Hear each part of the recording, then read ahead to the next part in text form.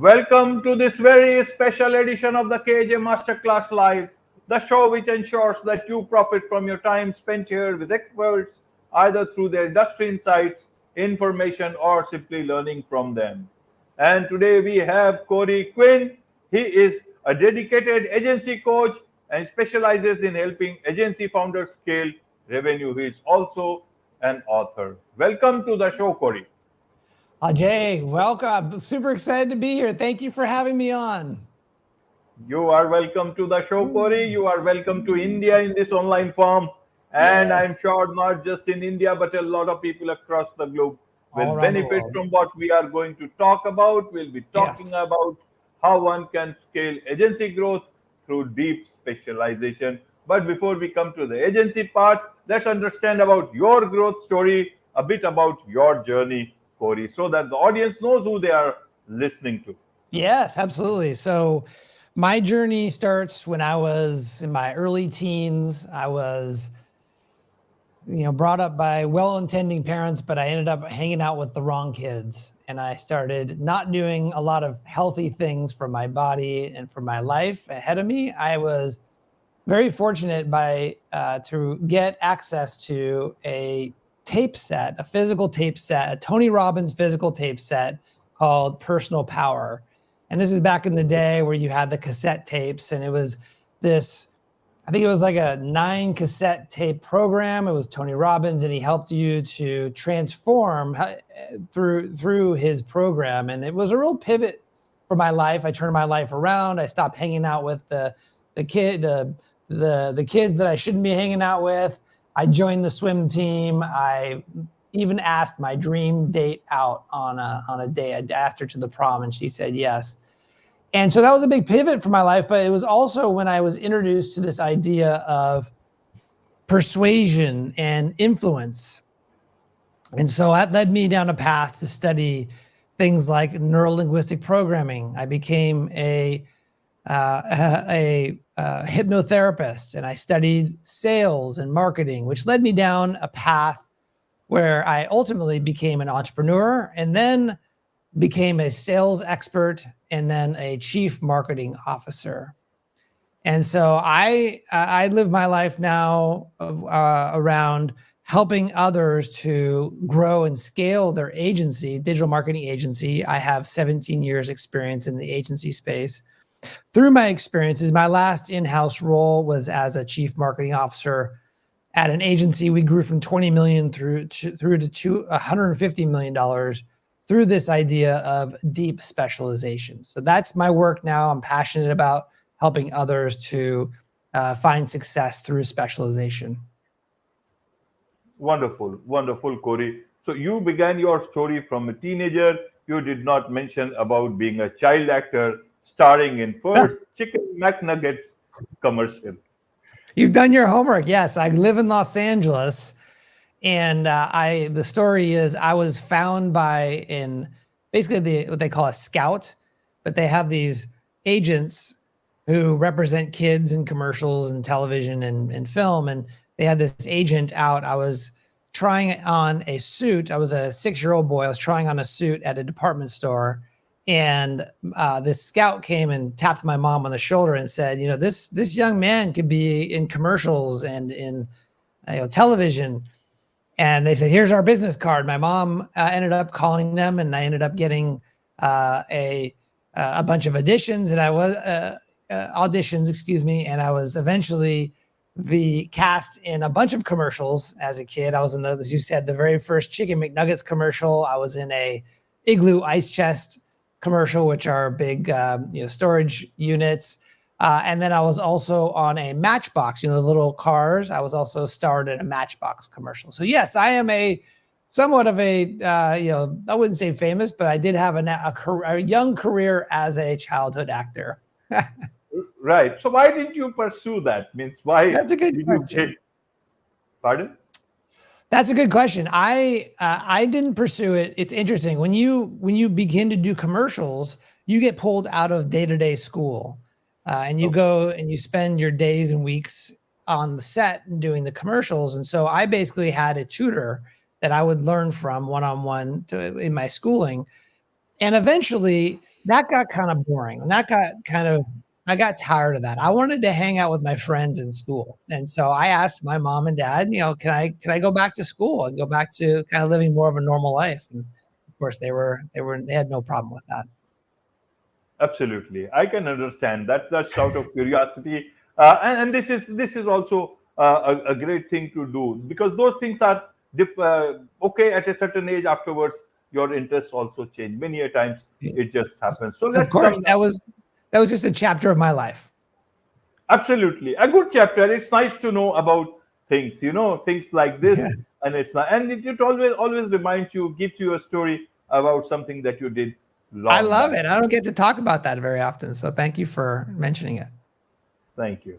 So now let's come to the agency part. Means why Sure. why do founders they find this whole difficulty in scaling their business? Yeah. Especially you talk about in terms of founder led sales. Means what's the Correct. problem there? And when they have so much of knowledge, why they are not successful much on this? Sure. Well, typical agencies are founded by entrepreneurial, charismatic business people who want to be in business. And so the way that an agency typically starts is an entrepreneur says, I'm going to start providing agency services, and they let all their friends and family know. They may have a lot of contacts. And as a result of those contacts, they build up this agency through their personal network. I'll give you an example of an early agency I used to work for. It was founded by the graduate from Harvard Business School. And if you're from the United States or you're familiar with Harvard, one of the big benefits that they sell you on going to Harvard and getting your MBA is that you're going to have this amazing network of all of these executives and CEOs and CMOs and so on and so forth. Well, this founder graduated from Harvard Business School and started an agency. And guess what we did to grow the agency? We leveraged the Harvard graduate network. And what that looked like was he would go into his cell phone and he would have the mobile phone number of the CEO of Lululemon or the CEO of Hyundai and Remax and all these really big brands. And effectively, through that network, he was able to really grow this successful agency that he eventually sold. Sounds like a great success story. Well, the pattern repeated itself at the next agency I worked at. This time it was the ex-CEO of MySpace, the old social network, right? And the way that MySpace makes money, of course, is through advertisers. And so this CEO launched this agency. He'd been at MySpace. He left MySpace, but he had all these wonderful relationships with all these advertisers. Well, guess what he did when he started an agency? He just pulled out his cell phone and started texting the CMO of this advertiser and the executive of marketing at another advertiser, and was able to really fill his agency. And after having had these two experiences, about 10 years into my career with agencies, I began to believe that the way that you scale, you grow an agency, is that you have a charismatic founder that has a great network, and that founder works the network. It wasn't until I joined an agency called Scorpion, an agency I had never heard of, but they were doing websites and SEO and PPC for law firms. And what I found when I arrived at this agency, it was a 6-person sales team, and they were all subsisting on inbound phone calls. They had a lot of inbound phone calls. I remember being in the sales room. It was this separate room separated from all the rest of the agency. And they had desks lining the walls. They had an island of desks, and it was like this room full of activity. There was phones ringing. There was discussion. Deals were getting done. There was a big metallic gong on there. And what I learned is this agency, the Scorpion agency, that, by the way, they were doing $20 million in revenue, very successful by all definitions. The way that they grew is from all these inbounds. These sales people would take this phone call in this sales room, and more times than not, they would do a 1-call close, and which is wonderful. Every sales executive wants that. Every CEO wants that. But what I found out, what I think is interesting, is that these attorneys who are calling Scorpion to help them didn't know who the founder was, didn't care who the founder was. It wasn't a part of their buying journey, right? It wasn't part of their decision criteria. What they wanted was they wanted an expert in helping the attorney to be able to have a great website and do PPC and SEO and get more visibility online, get more leads. And it was at that moment I realized that through specialization, in this case, it was a specialization of attorneys, that you could effectively separate the sales function from the founder. And as a result of what we did in legal at Scorpion, we were able to repeat in the home services vertical, as well as in the franchise vertical and the medical vertical, which really fueled our growth from, as I said, 20 million to 150 million. Well, it turns out that a lot of agencies are in this founder-led motion. As I said, they get founded by a charismatic founder, they work their network, and they can't seem to get out of that trap of being attached to the founder. And there's really three things that cause them to stay stuck in that founder-led motion. And I'd be happy to share those with you. Absolutely, please. So there's three things that keep a founder stuck in sales at an agency. Number one is having a lack of focus. What I mean by that is when an agency gets into business and they work with e-commerce businesses, and they work with dentists, and they work with retail stores, and they work with B2B companies, they become a jack of all trades. They become a master of none. So as a result of that, it's very hard to sell a generic service to someone who doesn't have a pre-existing relationship. So this lack of focus really causes the founder to stay in sales. That's number one. Number two is having watery positioning. Watered down positioning to me means that the agency looks like all the other agencies. They're saying things like, we are award winning, we're data focused, we're an extension of your team. And they don't really have a clear way to articulate what truly makes them different. You see, I believe every agency actually has a differentiation. It has a unique way of providing services and solving problems for their clients. But because they have not found a way to differentiate and position themselves, they end up competing on price, and they lose deals to other firms, other agencies who are lesser than them, that maybe are brand new and don't really understand how they actually provide that service. And so that's number two, is having watery positioning. Number three is not having just a good strategy or a plan to be able to drive what I call pipeline, or drive new business. Whenever the founder steps out of sales, the sales floor grinds to a halt. They don't have a good plan to help them to actually generate more leads, more at-bats. They do what I call a peanut butter strategy, which is they kind of do a little bit of everything. They kind of spread their marketing, their sales across a lot of different areas. Of course, when you have no focus, you have watery positioning and inconsistent sales when the founder leaves the sales effort, guess what happens? The founder gets sucked right back in. So that's the primary problem. You have to fix those three things in order to escape founder-led sales. Absolutely, Corey. So in case the founder wants to sell the company, and the buyer and the potential buyer knows that it is just 1% dependent, the value is gone. Right. If the founder is gone, then there is no. That's right. It's a dead company. That's exactly right. If an acquirer wants to be able to buy a business that runs independently of the founder, and so if you're unable to separate yourself as a founder from that sales function, the value of your agency on the marketplace is going to be much lower, because the acquirer is going to have to find a way to get you to stick around after they acquire you. Absolutely. So Corey, where as a agency advisor, when do you come in? Suppose in a scenario where the founder knows few people, but not everyone is from Harvard or any of the top schools. So they might be still knowing few people, and nothing harm in using your network to get business. But and there will be still a sales team, which will be still doing its job. So when do you come into the picture as an agency advisor? So usually it's after the founder who is stuck in sales has tried everything. They've outsourced sales. They've hired a LinkedIn lead gen expert. They've hired a cold calling team. They've hired a cold email team, so on and so forth. And they've fired them. They've spent time and money, and they haven't gotten the results that they want. And it really comes down to when they realize See, I think the idea of specialization, it's not a new idea. A lot of people know about this, but it's hard for the human psyche to start saying no to good revenue that's coming in the door. Well, the secret is that when you're saying yes to all revenue, it's not good revenue, right?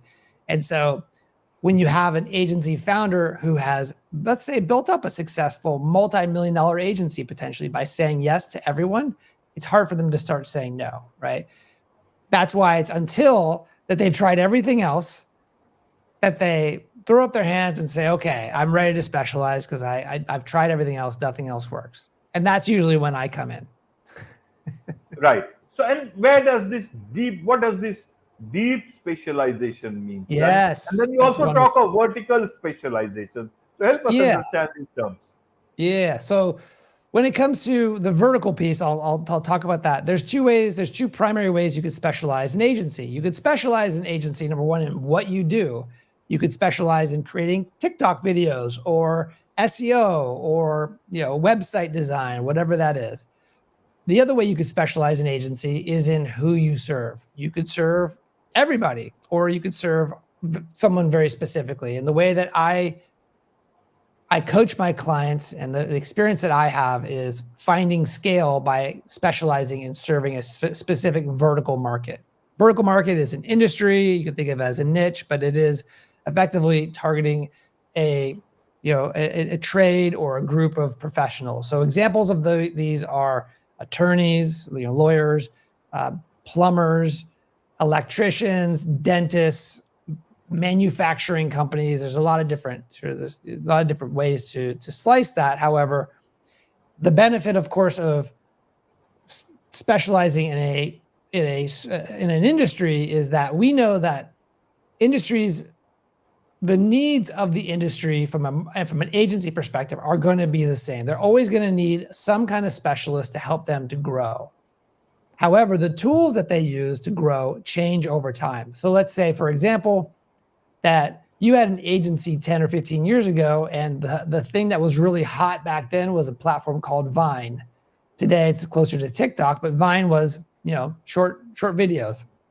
If you built an agency and a positioning around the agency for Vine videos, and all of a sudden, what happens to Vine when they disappear? Well, what happens to your agency? All of a sudden, all of the relevance that you built your agency around is gone. You're going to have to reposition your agency. Whereas dentists are always going to have needs around growth, and whatever tools you use will change over time, and that's okay. So that's where I'm really passionate about the focusing and specializing in a vertical market. There's other aspects of that too, but when it comes to, you asked about deep specialization, I think it's interesting because after having my experience at Scorpion, now worked with a lot of agencies, as well as I have my own podcast, and I interview agency founders who've been successful through vertical specialization. So they specialize in lawyers or dentists or whatever it is. What I've found that there's 3 ingredients for success, and this is what is deep specialization. Ingredient number 1 is focus. That's saying yes to one vertical market and saying no to others. Number 2 is having a strategy. I talked about how most agencies don't have a strategy on how to scale sales outside of the founder's network. So having a specific massive action plan that helps them to create a durable differentiation. And then the third one is empathy. This is the one that most people leave out. Actually giving a damn and caring about the people and the industry that you're serving.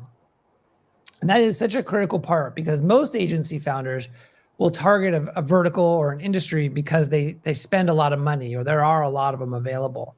And it is the requirement for caring that actually allows you to differentiate in the market, because most people are not caring. They don't give a damn. They're just looking to make a transaction. So as a result of choosing a vertical market that you actually care about, whether it's because you have a personal history with them, or it's because you just care about the work that they do, that will allow you to sustain a long-term success path for that industry. Absolutely. Now let's learn a bit from your book. Anyone, Not Everyone, a proven system for agencies to escape founder-led sales. So is it only for the founders, this particular book, or is it for others also? And what have you discussed in this book? Yeah. So in this book it's similar to what I shared earlier, that the three things that people get stuck in when it comes to founder-led sales, the focus, the watery positioning, and the lack of strategy. In this book are 5 steps that I will teach you. I teach you how to go from being a generalist serving businesses of all shapes and sizes to being a vertical market specialist. That's the transformation. So it is 5 steps. And it is full of stories and actionable advice. There's a workbook, there's videos, there's all these wonderful resources to help your listeners and the readers to be able to make this transition from a generalist to a specialist, specifically for agency founders, but as well as agency teams. Right. So, Corey, those people, those founders who come to you as agency coach, are they because they have failed as being founder-led sales, so it has not worked, does not work anymore, or is it that their sales team is not successful anymore? Because if they had gone the sales team way, that has failed, and the founding part, then what will succeed? Is it a combination of both? I want to understand the mindset of this agency. Yeah. Usually if the sales team is not working, there's going to be some fundamental issues with the positioning and the messaging of the agency. And what I mean by that is when you don't have a really clear differentiated positioning in the market, then sales become very difficult because the people who are buying your services, like think about the typical attorney or dentist, or these are not technical buyers. They're not marketing experts. And so you have to be able to connect with them in an emotional way. You have to connect with their, where they are today, where they want to go. And being able to do that as a generalist is much more difficult. It's much more difficult to be able to make that true connection versus being able to position as an expert in a vertical market. So for example, an agency that focuses on dentists, well, they probably have a lot of great client success stories. They probably have a lot of testimonials, a lot of proof that they are experts. And as a result of that, the buyer, the dentist, who's not a professional or technical buyer of marketing services, they can believe and begin to build trust with this agency sales team that they actually will deliver on the promises. Wonderful. There's much to learn from you, Corey, and I'm sure a lot of people would want to learn from you, about you. A lot of founders would like to connect with you and get their sales and revenues going. So what's the best way for them to connect with you? Best way is to go to anyoneNotEveryone.com. Your listeners can actually download and listen to the audiobook version for free by going to anyoneNotEveryone.com. You can start listening right now. And you can get the benefits of the 5 steps and begin to make that transition to a vertical market specialist using deep specialization. Wonderful. With this, it's a wrap on this very special edition of the KJ Masterclass Live. Thank you so much indeed for joining us. Thank you, Ajay.